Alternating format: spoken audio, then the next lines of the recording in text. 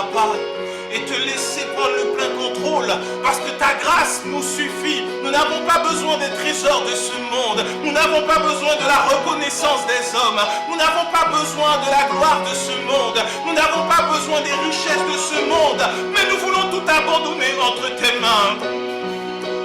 Abandonner nos pensées, abandonner notre manière de voir, notre manière de faire, tout abandonner entre les mains de Jésus-Christ. C'est ce que nous voulons faire ce matin, Seigneur. Nous voulons abandonner nos soucis, nos fardeaux, parce que tu as dit, déchargez-vous sur moi de tous vos soucis et je vous donnerai du repos. Alors ce matin, oui, avant toute chose, nous voulons dire, non, j'abandonne le poids de la semaine entre tes mains, le poids des soucis entre tes mains, j'abandonne tout entre tes mains. Oh oui, je m'abandonne. Je m'abandonne, oh oui, je m'abandonne, oui, oh, je m'abandonne, papa, entre tes mains, oui, oh oui, j'abandonne mes doutes et mes luttes, oh oui, je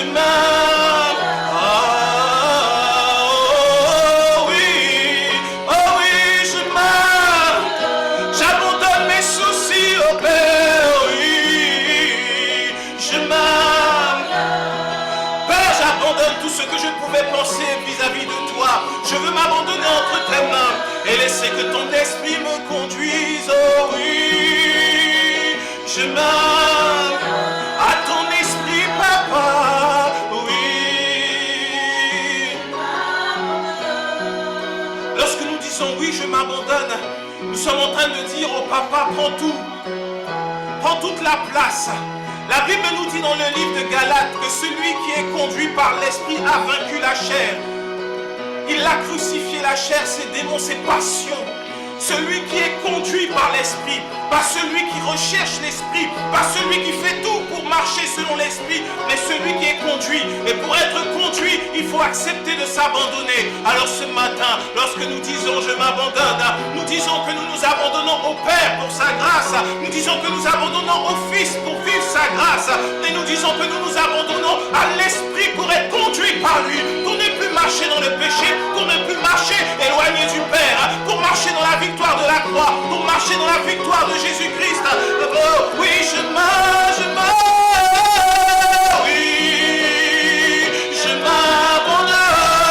pour marcher dans la victoire. Oui, oh oui, je m'abandonne entre tes mains, papa. Oui, je m'abandonne entre tes mains, Jésus. Oui, je m'abandonne au Saint-Esprit. Oh oui, je m'abandonne, qu'il fasse son œuvre en moi. Oh oui, oh je m'abandonne. Est-ce que pendant quelques instants, avec tes propres mots, tu peux dire au Père, je m'abandonne. Là où il y avait encore des luttes, dis je m'abandonne. Là où il y avait encore des raisonnements, dis je m'abandonne. Là où il y avait encore des craintes, dis je m'abandonne. Oh oui, je m'abandonne. Pour mes études, je m'abandonne. Pour mon travail, je m'abandonne. Pour ma famille, je m'abandonne. Dans mon foyer, je m'abandonne. En toutes choses, je m'abandonne.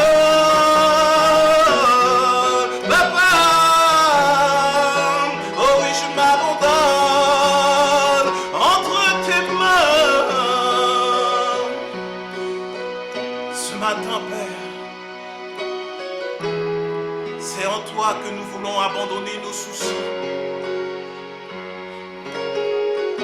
Tous les rêves que tu n'as pas agréés qui sont en nous, nous voulons les abandonner pour vivre tes rêves. Tout ce qui est de toi, Père, nous le voulons. Pour cela, nous voulons nous abandonner. Être conduit par ton esprit. Être conduit par toi. Être guidé par ton amour. Vivre uniquement ta grâce. Oh, aujourd'hui, ce matin, nous voulons nous dépouiller de tout ce qui a pu faire notre force. Tout comme Paul a pu le dire, nous regardons tout ce que nous avons pu faire hier, tout ce que nous pouvons connaître comme étant de la boue, pour accepter d'entrer dans l'ère de Dieu, pour recevoir la grâce de notre Seigneur Jésus-Christ, pour être conduit par l'Esprit, pour laisser que lui seul soit au commandé, au contrôle de nos vies. Alors ce matin, nous nous abandonnons tout entre tes mains. Nous laissons à tes pieds nos soucis, nos fardeaux. Oh Père, je m'abandonne, Papa, entre tes mains. Nous regardons, Seigneur Dieu, tout. Et nous le laissons à tes pieds maintenant. Pendant quelques instants, prends le temps. Tu n'es pas obligé de faire une prière audible. C'est peut-être une prière dans ton cœur. Parce que c'est un moment personnel avec le Père. Où ton voisin n'a pas besoin d'entendre ta prière. Juste le Père, celui qui entend ton cœur. Celui qui sait ce qui se passe au-dedans de toi. Et là maintenant, dans ce face-à-face, dans ce cœur à cœur, dans ce moment d'intimité, dis j'abandonne. Là où il y a encore des luttes, là où il y a encore des raisonnements, lâche prise maintenant avec papa. Pas besoin de dire fort, mais entre papa et son enfant, par le chemin de Jésus-Christ, par le Saint-Esprit. Nous ne pouvons pas mentir à Dieu. À nous-mêmes, nous pouvons mentir et croire que ça va. Mais il y a des aspects encore où nous avons besoin de foi, où nous avons besoin de le laisser prendre le contrôle, où nous avons besoin de le voir agir. Et dans ces situations, dans ces aspects, dans ces moments de nos vies, là maintenant il faut dire je m'abandonne. C'est maintenant qu'il faut dire je m'abandonne. C'est maintenant qu'il faut dire je laisse. J'arrête de lutter. Je ne veux plus raisonner. Je ne veux plus essayer de comprendre. Je ne veux plus essayer de contrôler. Je ne veux plus essayer de dominer. Je ne veux plus essayer de diriger mes pas. Mais je veux te laisser toi prendre le plein contrôle maintenant dans ce domaine de ma vie. Là où je sais, là où je reconnais que je ne te laisse pas faire. Je ne te laisse pas agir selon ta grâce. Maintenant, papa, que ce soit toi qui puisse prendre le plein contrôle. Je m'abandonne entre tes mains. J'abandonne cette situation entre tes mains. J'abandonne tout maintenant à tes pieds. Parce que tu es mon papa, mon bouclier, c'est toi. Je m'abandonne. Oh oui, parle à ton papa maintenant. C'est dans le lieu secret que ça se passe. C'est entre toi et lui. Abandonne, abandonne. Oui, je m'abandonne entre tes mains. Je m'abandonne, papa. Abandonne maintenant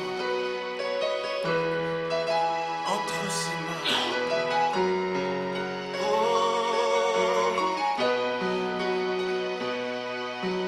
je n'ai pas peur de te suivre sur le chemin de la croix. C'est pour toi que je veux vivre. Je connais, j'aime ta voix. Je n'ai pas peur de te suivre sur le chemin de la croix. C'est pour toi que je veux vivre. Je connais, j'aime ta voix. Nous voulons te suivre sur le chemin de la vie, sur le chemin de Jésus-Christ. C'est toi que nous voulons suivre, papa.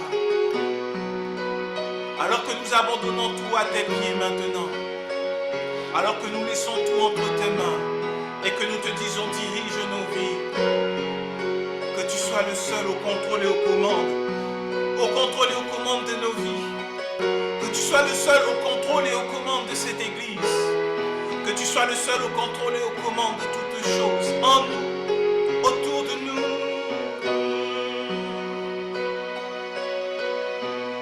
C'est à ses pieds maintenant. À ses pieds tout simplement. À tes pieds, papa.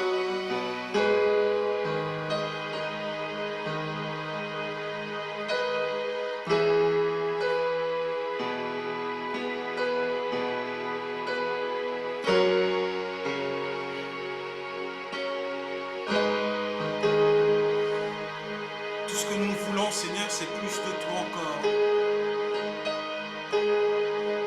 C'est plus de ton amour, plus de ta grâce, plus de ton esprit pour nous conduire.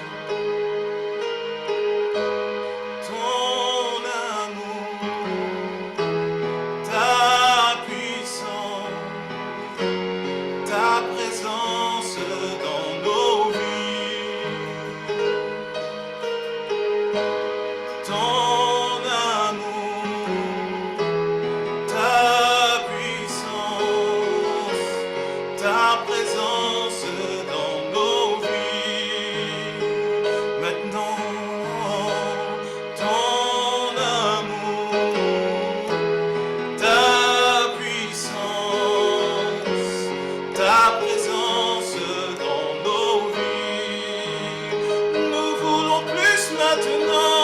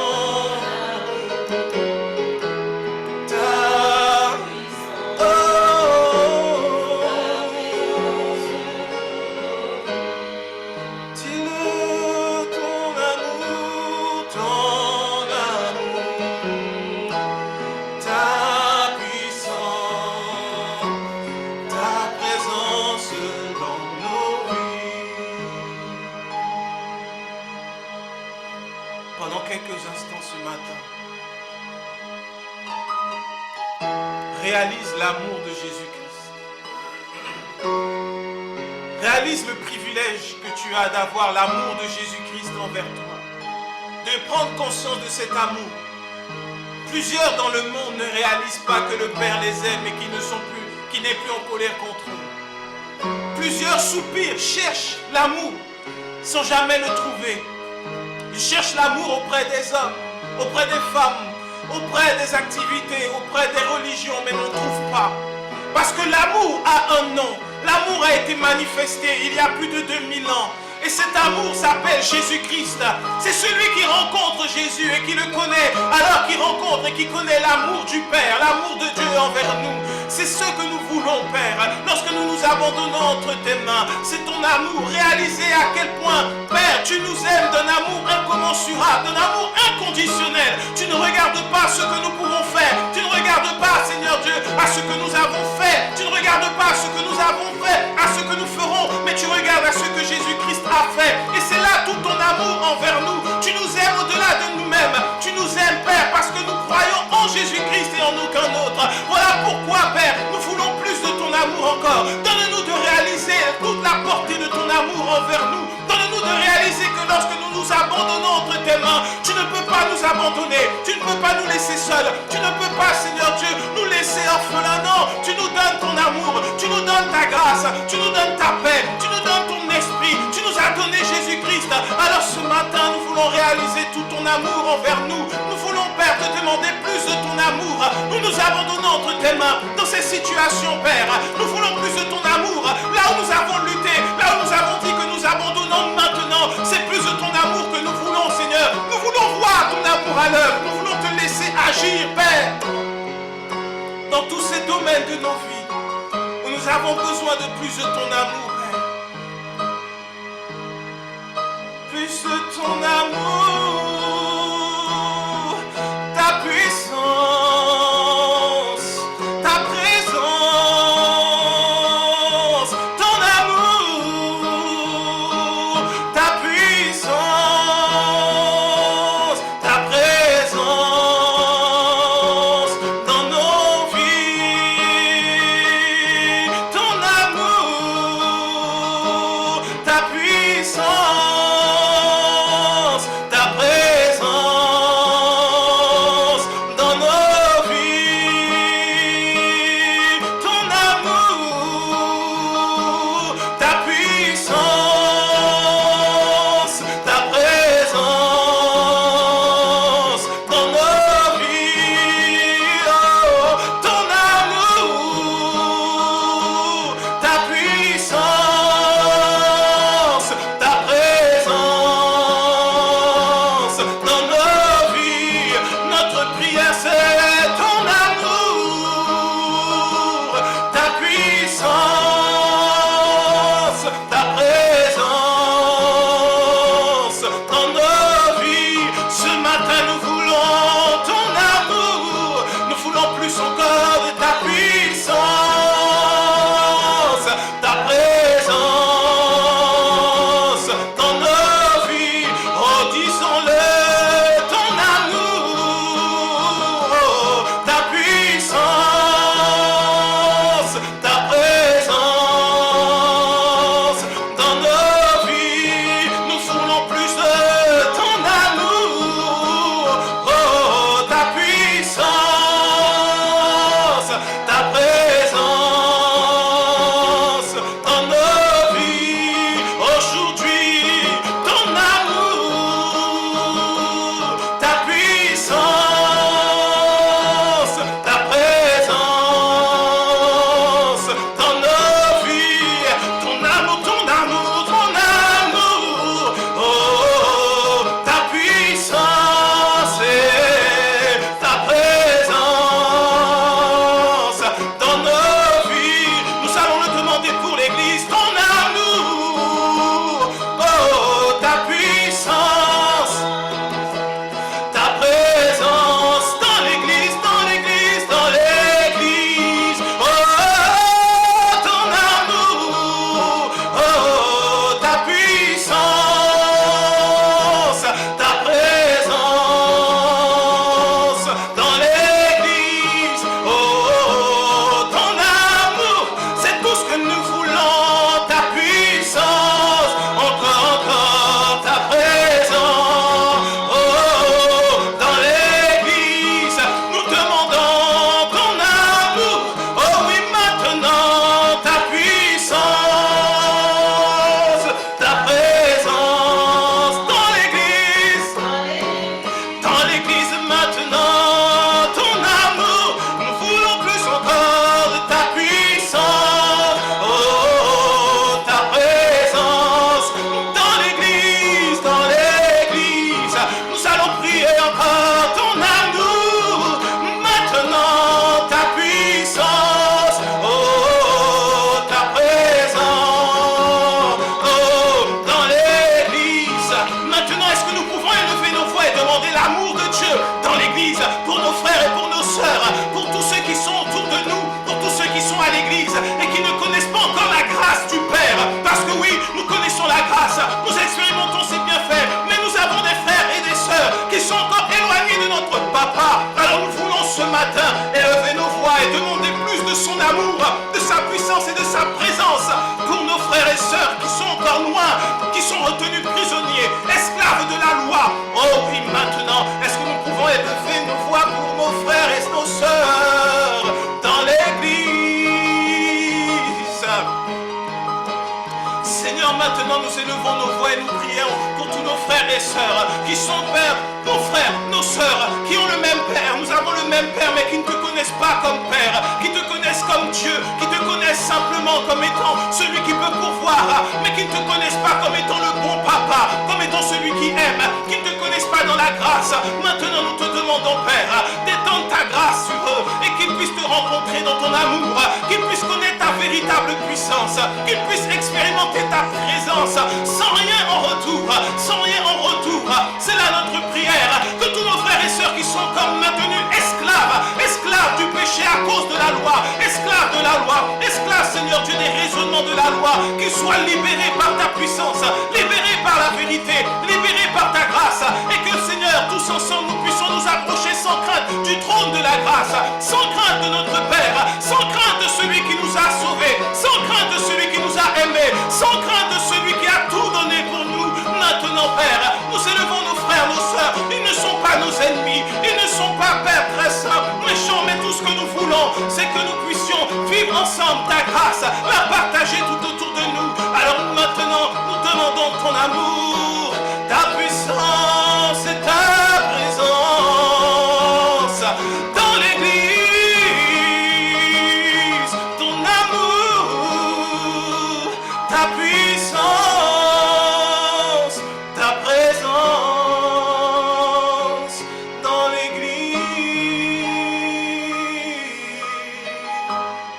Père, ce matin devant toi, nous nous sommes tenus en tant qu'enfants du roi des rois, en tant qu'enfants de Dieu. Nous abandonnons tout entre tes mains et tu nous conduis à prier pour nos frères et sœurs qui ne te connaissent pas, qui n'ont pas encore réalisé ton amour, qui n'ont pas encore réalisé ta grâce. Nous les remettons ainsi entre tes mains. Merci pour ta présence, merci pour ce moment, merci pour le culte. Que ta grâce nous inonde et que tu nous enseignes, que tu nous parles par ta présence, par ton esprit. Dans le nom merveilleux de notre Seigneur, dans le nom merveilleux de notre époux, dans le nom merveilleux de celui qui nous a rachetés, dans le nom de notre justice, dans le nom de celui qui est la parole faite chair, dans le nom de celui qui est la lumière, dans le nom de l'Amen du Messie, dans le nom de Jésus-Christ, nous t'avons ainsi prié et nous disons Amen, Amen et Amen. Amen. C'est un privilège que d'avoir des enfants de Dieu assis ici. Et c'est une responsabilité que d'avoir à donner la nourriture du Père sans la transformer. En vrai, à l'église, les pasteurs ne sont que les serveurs, comme au restaurant. Dans un restaurant, en cuisine, il y a quelqu'un qui prépare la nourriture, le chef. Et ensuite, il y a les serveurs qui viennent distribuer, qui viennent donner la nourriture. Et ce qui est merveilleux, c'est qu'au restaurant divin de Dieu, il n'y a pas de commande à faire. Le Père sait exactement ce que tu aimes, ce que tu veux. Et donc, tu vas recevoir la parole comme tu en as besoin pour ton âme, pour ta vie. Amen. Amen. Nous sommes devenus enfants de Dieu. Et aujourd'hui, ce qu'on va voir, c'est la grâce d'être enfants de Dieu. Réalisons une chose, c'est que dans l'Ancien Testament, sous la loi, personne, je dis bien personne, ne connaissait Dieu comme étant son Père. Personne. Tu peux prendre tout l'Ancien Testament, personne ne connaissait Dieu comme son Père. Dieu était pour eux le Créateur, celui qui secourt, il était une forteresse, il était le pourvoyeur, mais il n'était pas leur Père. Ils ne le connaissaient pas dans cette dimension. Il y en a un qui dans l'Ancien Testament a perçu, a compris que Dieu n'était pas juste un maître, mais que Dieu pouvait être un Père. Un seul. C'est David. Voilà pourquoi Jésus a appelé fils de David. David ne connaissait pas Dieu comme un père, mais David avait tellement connu de choses difficiles. Enfant non désiré, considéré comme un serviteur dans la maison de son père. Il allait auprès des brebis, au point où le jour où Dieu a envoyé le prophète pour choisir David comme roi, David n'était pas dans la maison avec ses frères. David était auprès des brebis. Et il a été choisi par Dieu.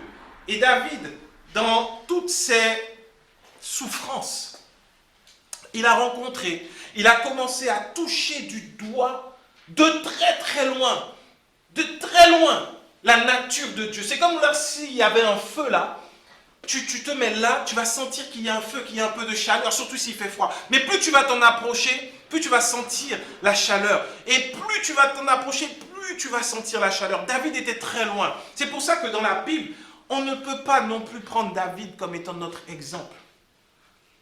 Autant David a quand même s'est approché un peu de la nature de Dieu. Et il y a des psaumes merveilleux. Il y a des choses que David a dites qu'il n'en était pas conscient parce qu'il était prophète également. Et donc il a prophétisé des choses.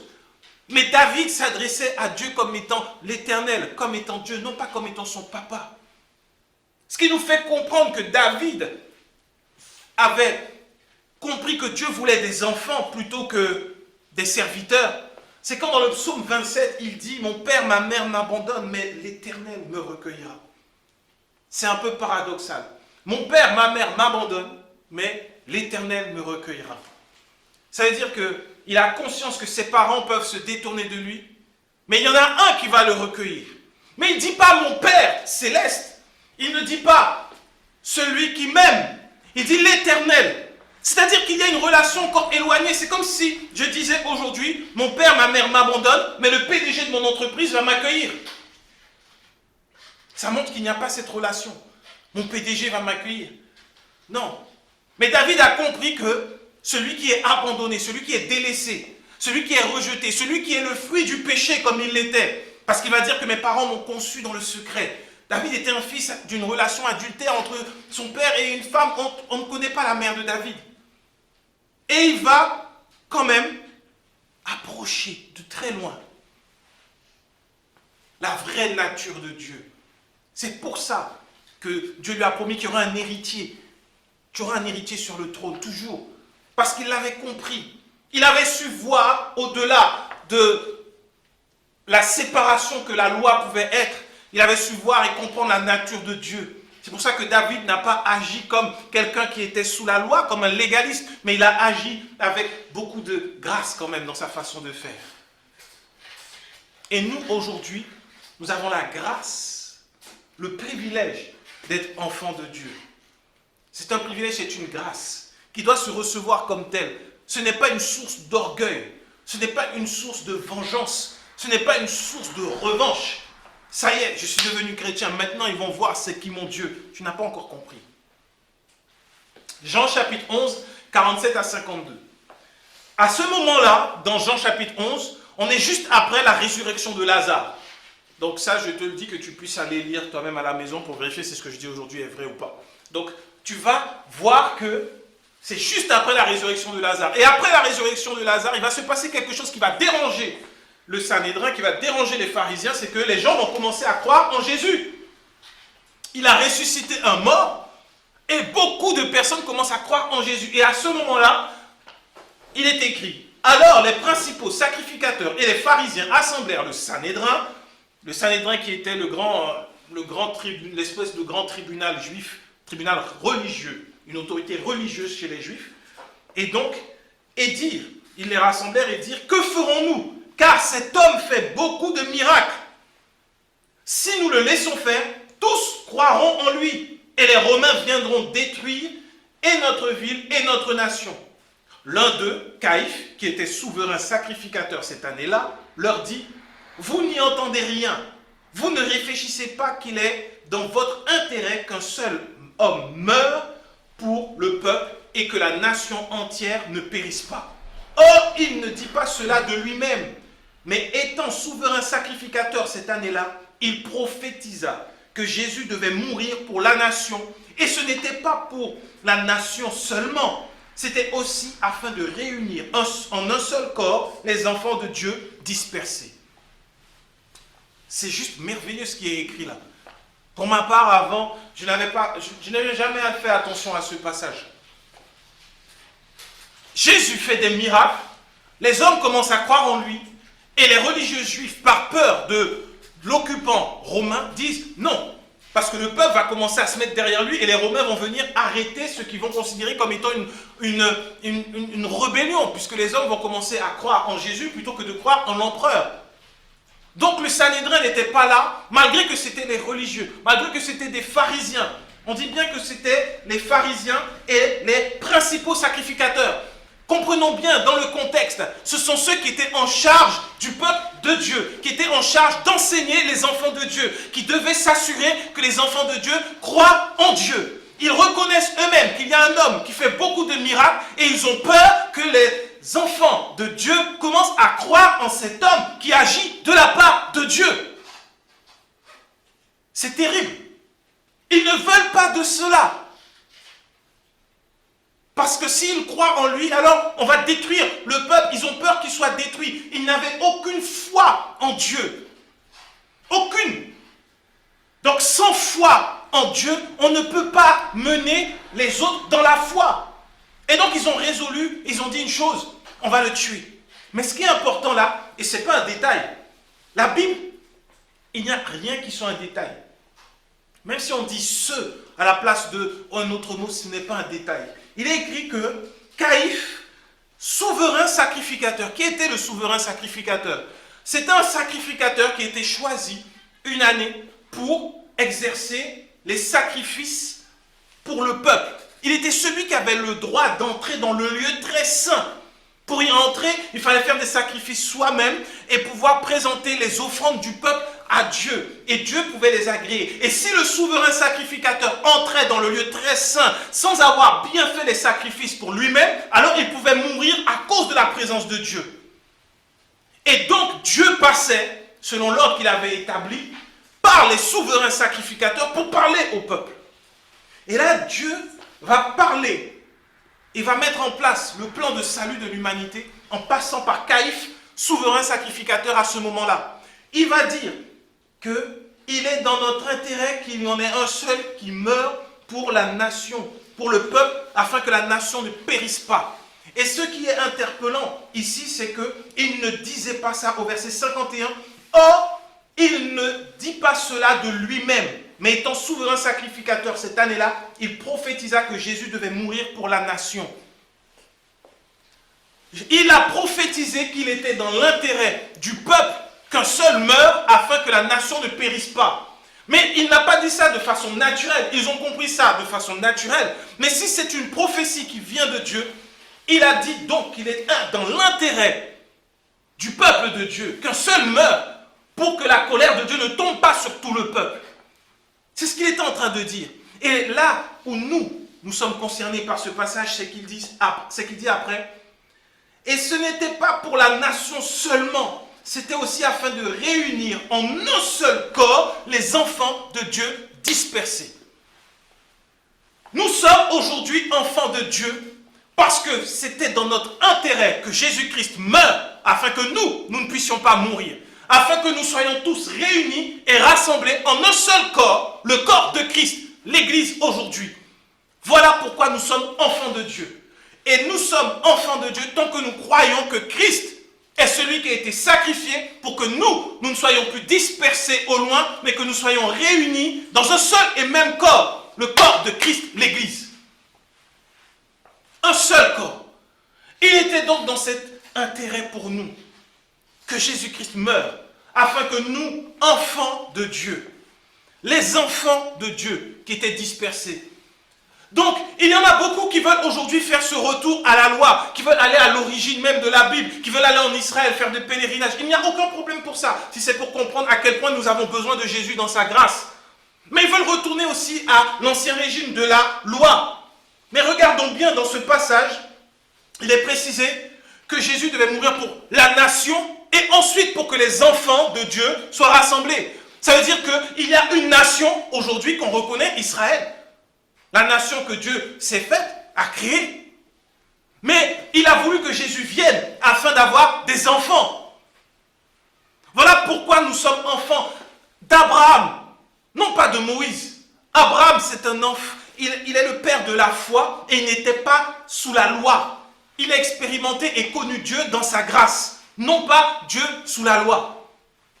C'est pour cela qu'aujourd'hui nous sommes héritiers des promesses d'Abraham, parce que nous croyons également. Alors qu'on pensait que nos vies étaient finies, alors qu'on pensait qu'il n'y avait aucune issue, alors qu'on pensait que ce n'était pas possible pour nous, nos parents nous avaient rejetés, nous avons fait n'importe quoi, nous avions une vie dissolue, à ce moment-là, Dieu est venu, Jésus-Christ nous a été annoncé, nous avons cru en Jésus, nous sommes devenus enfants de Dieu. Nous étions dispersés au loin.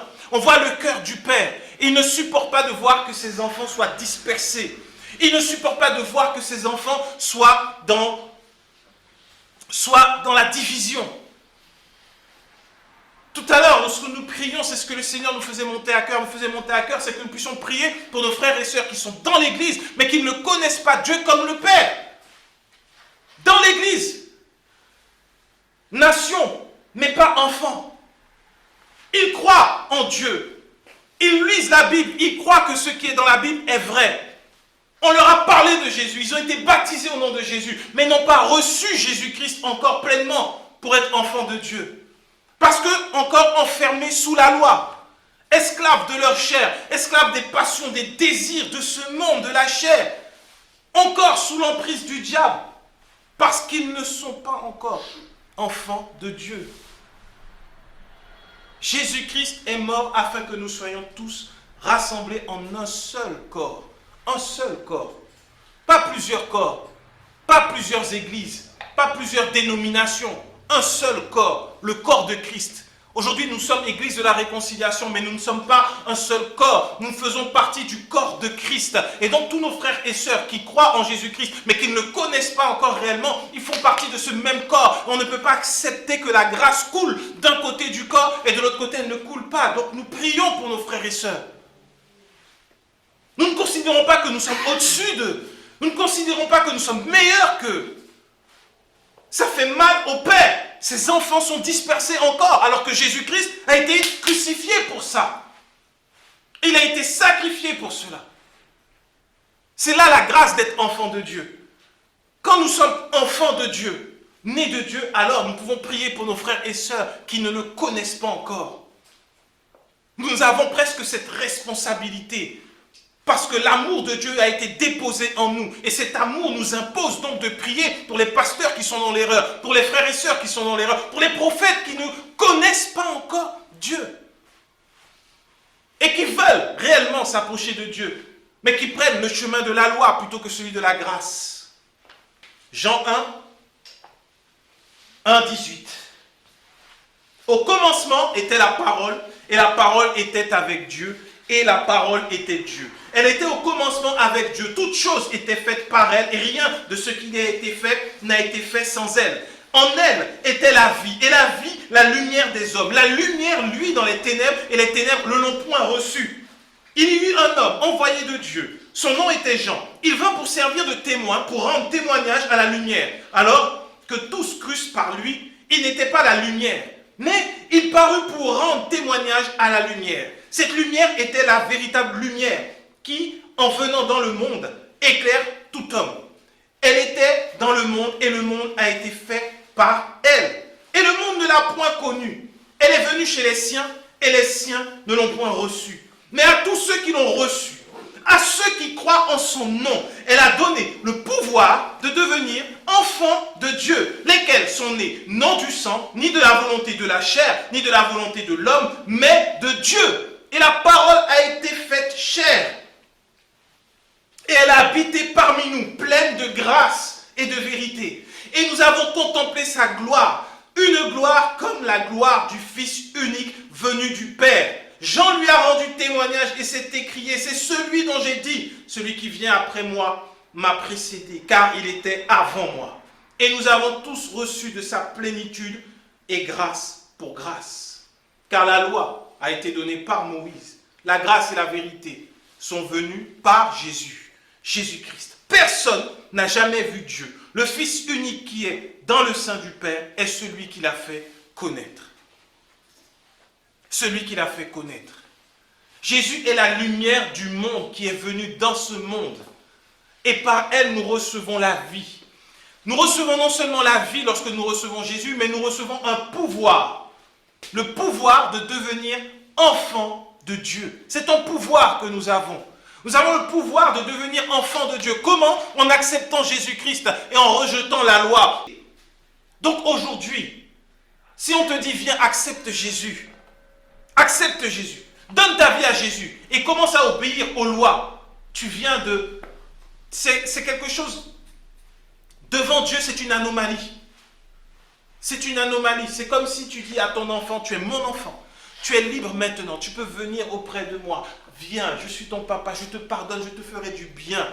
Et après ça, juste après, il y a le grand frère qui vient qui dit, à partir de maintenant, avant de venir devant papa ou devant maman, tu vas devoir obéir à certaines règles.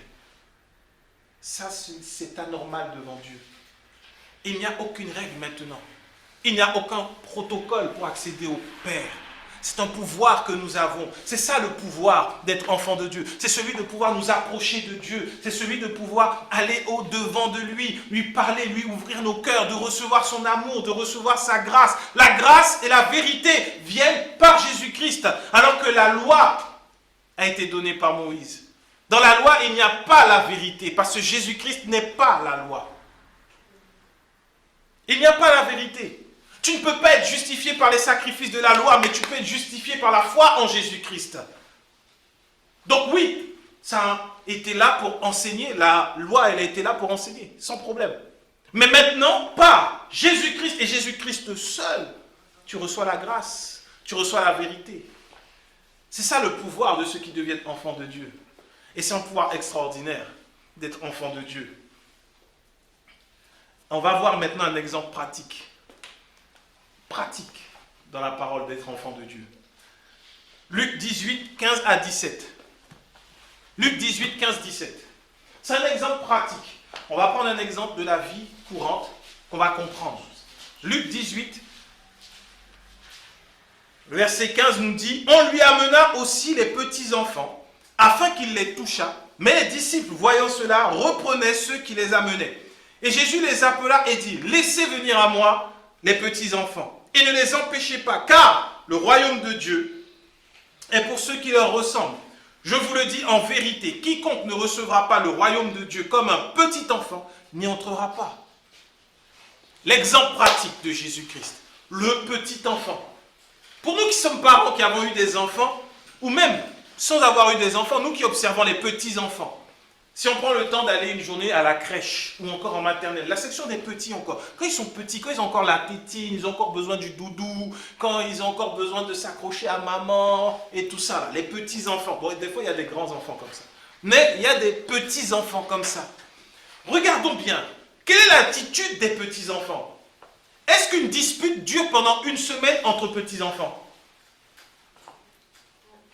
Non, j'ai observé, j'ai pris le temps, j'observais mes enfants quand ils étaient petites, ou même jusqu'à présent, elles n'ont pas encore 10 ans. Mais tu peux te disputer, les enfants vont se fâcher, ils vont même se battre des fois, ils vont même se cogner pendant 5 minutes. Et tu vois 30 secondes après, ils sont en train de se faire des bisous. Ils sont en train de jouer ensemble. Ils sont réconciliés. Ça, c'est comme ça que tu reçois et que tu rentres dans le royaume de Dieu. C'est le pouvoir que tu as quand tu deviens enfant de Dieu. Tu pardonnes ton prochain, sans rien retenir. Il t'a fait du mal là, maintenant, mais 30 secondes après, c'est fini. Comme les petits enfants.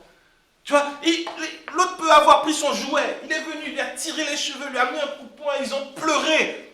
Et après, 30 secondes après, ils sont ensemble, en train de jouer au même endroit. Ils se font un câlin, un bisou. Ils oublient même s'ils s'étaient fâchés. Ça, c'est un petit enfant. Dieu veut que nous soyons comme ça, entrer dans son royaume, expérimenter sa grâce. C'est le pouvoir que nous avons désormais. Les petits-enfants, tu leur dis quelque chose.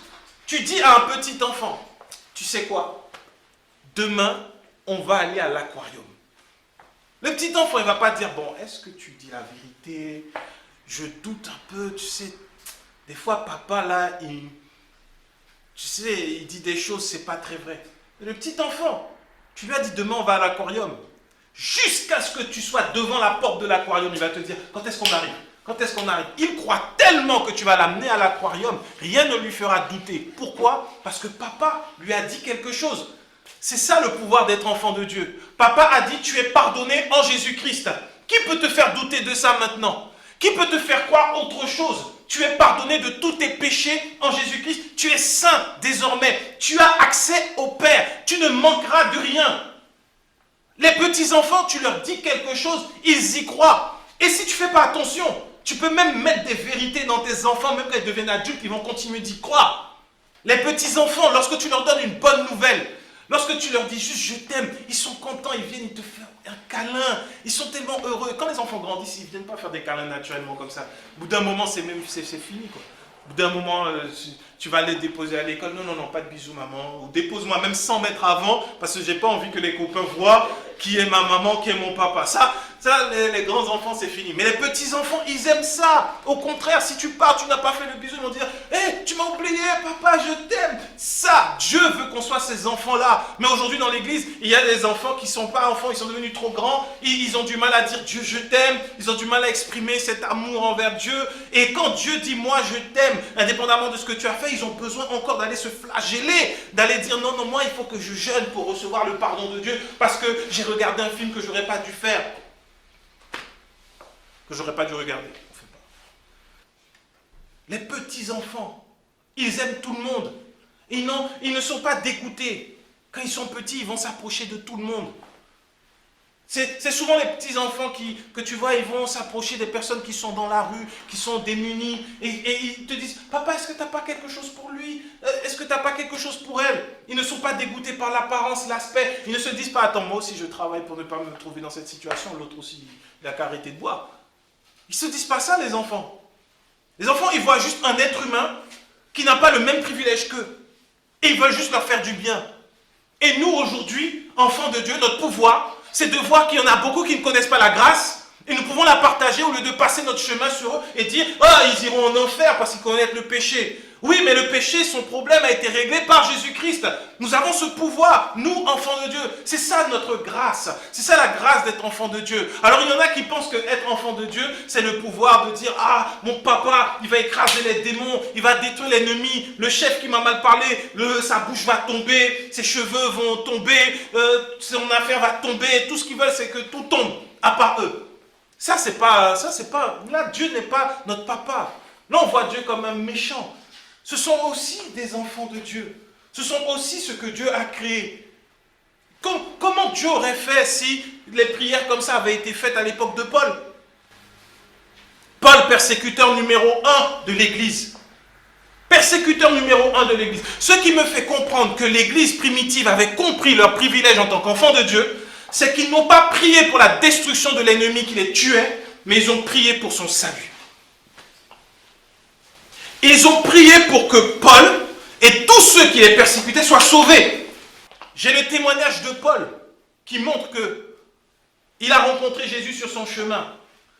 Si tu ne pries pas pour le salut de quelqu'un, il est difficile qu'une intervention divine se fasse dans sa vie. Paul était persécuteur. Il était de l'autre côté. L'Église s'est levée, elle a prié par rapport à la persécution. Paul a été transformé, changé. Et aujourd'hui, on peut parler de la grâce parce que Paul était de l'autre côté. Et Dieu lui a expliqué, témoigné la grâce. C'est ça notre privilège. Tu vas te dire, mais pourquoi il se passe telle ou telle situation? Pourquoi il m'arrive ça? Ah ben, je suis enfant de Dieu. J'ai le privilège de pouvoir prier comme papa me demande pour ceux qui me font du mal. J'ai le privilège de pouvoir prier comme papa me demande pour ceux qui me persécutent. Et peut-être que tu vas voir un changement comme jamais encore. Maintenant, la grâce réelle, c'est de pouvoir agir comme des enfants de Dieu. Des petits-enfants, des enfants qui ne raisonnent pas, des enfants qui ne réfléchissent pas. Je me rappelle quand ma fille était toute petite, je la mettais sur la table allongée tout en haut. Je la mettais debout. Elle était à 1,50 m du sol au moins. Et je me mettais un peu plus loin, je lui dis, viens. Si je voulais voir la confiance, la foi, elle ne réalisait pas le vide. Elle ne regardait pas autour d'elle. Elle voyait juste que papa lui disait, viens. Et comme papa l'aime, papa prend soin d'elle. Elle avançait, son premier pas était dans le vide, mais elle ne tombait pas, je la rattrapais. Et à chaque fois, elle le faisait. Pourquoi? Elle avait cette foi extraordinaire. C'est ça, enfant de papa. Quand il te dit, va, prends ce chemin-là, ton premier pas sera peut-être dans le vide, mais il va te rattraper, quoi qu'il arrive. Faut lui faire, c'est le privilège, faire confiance à papa, le connaître ainsi. La grâce d'être appelé enfant de Dieu. Si Dieu dit que ta famille, si tu crois, elle sera sauvée, elle sera sauvée. Ne rentre pas dans un cycle de jeûne chaque année pour le salut de ma famille. Je crois en Jésus-Christ. Le reste, ce n'est pas ma parole, c'est la parole de papa. C'est lui qui est engagé envers sa parole. C'est lui qui a envoyé sa parole. C'est lui qui par sa parole nous libère. Alors c'est lui qui par sa parole va agir. Moi, tout ce que je fais, je crois en la parole de papa. Et quand je doute, je retourne dans sa parole. 1 Jean 3, 1 à 8 qui nous dit: voyez quel amour le Père nous a témoigné pour que nous soyons appelés enfants de Dieu. Et nous le sommes. Si le monde ne nous connaît pas, c'est parce qu'il ne l'a pas connu. Bien-aimés, nous sommes maintenant enfants de Dieu. Et ce que nous serons n'a pas encore été manifesté. Mais nous savons que lorsque cela sera manifesté, nous serons semblables à lui parce que nous le verrons tel qu'il est. Quiconque a cette espérance en lui se purifie comme lui-même est pur. Quiconque pêche transgresse la loi et le péché est la transgression de la loi. Or, vous le savez, Jésus a paru pour ôter les péchés et il n'y a point de péché en lui. Quiconque demeure en lui ne pêche point. Quiconque pêche ne l'a pas vu et ne l'a pas connu. Petits enfants, que personne ne vous séduise. Celui qui pratique la justice est juste, comme lui-même est juste. Celui qui pêche est du diable, car le diable pêche dès le commencement. Le Fils de Dieu a paru afin de détruire les œuvres du diable. Et là, on rentre maintenant un peu plus loin dans ce que nous avons comme privilège, comme grâce d'être enfants de Dieu. Nous avons cette grâce que personne ne nous séduise, que personne ne nous tourmente, que personne ne nous trouble. Nous sommes enfants de Dieu. Et ce que nous sommes n'est pas encore manifesté. Ce que nous serons n'est pas encore manifesté. Ça veut dire que sur cette terre, soyons en paix. Nous partirons de cette terre sans avoir connu des privilèges peut-être que les gens de ce monde. Mais moi, je préfère ne pas connaître les meilleurs hôtels, les meilleurs restaurants, les meilleures vacances, les meilleures voitures. Je préfère ne pas connaître ça et voir que je serai tel que Dieu lui-même est dans l'éternité. Ça, nous avons cette paix, nous avons cette joie, nous avons cette grâce. Nous sommes enfants de Dieu. Alors là où on te prêche qu'il faut devenir grand dans ce monde, laisse-les chercher cette grandeur. Nous cherchons à être semblables à lui, à lui ressembler. Parce que je sais qu'aujourd'hui je suis imparfait, aujourd'hui j'ai des défauts, aujourd'hui je peux avoir de la colère, douter, manquer de foi. Mais plus tard, nous ne serons plus enfermés dans ce corps mortel. Plus tard, nous ne serons plus fatigués par la pression de ce monde, par la chair. Plus tard, nous serons avec lui et semblables à lui, à l'image de Dieu. C'est notre espérance. Nous sommes sur terre pour un temps, ce n'est pas éternel. Nous allons partir, mais lorsque nous partirons, c'est pour être semblables à lui. C'est pour que lorsque Jésus-Christ reviendra, il nous prenne et que nous soyons avec lui et que nous soyons semblables à lui, à son image. Est-ce que nous voulons être à l'image du Père? Lorsqu'on est enfant de Dieu, lorsqu'on est devenu enfant de Dieu, on va naturellement pratiquer la justice. Alors que quand on ne connaît pas Jésus-Christ, on va pratiquer le péché. Rien d'autre. Les enfants de Dieu pratiquent la justice. Et le mot pratiquer ici qui est utilisé, ce mot-là, il peut être traduit par produire, porter du fruit. Porter du fruit. Ça veut dire que lorsque tu es enfant de Dieu, tu deviens enfant de Dieu. Ce qu'on a vu avant, tu n'es plus né de la chair ni du sang. Tu es né de Dieu, tu es né d'esprit. Et dans Galates, Paul nous dit que celui qui est conduit par l'esprit a vaincu, a crucifié la chair. Et tu portes le fruit de l'esprit. Ça veut dire que sans effort, tu pratiques la justice. Pratiquer la justice, c'est pas dire ce que tu as fait là, c'est juste, c'est pas juste. Ça veut dire que ce qui sort de toi est juste. Est juste parce que justifié par Jésus-Christ. Quand tu pries, c'est la prière du juste et Dieu entend cette prière. Quand tu chantes, c'est l'adoration du juste, de l'enfant de Dieu, juste. Ce qui sort de toi, c'est la justice.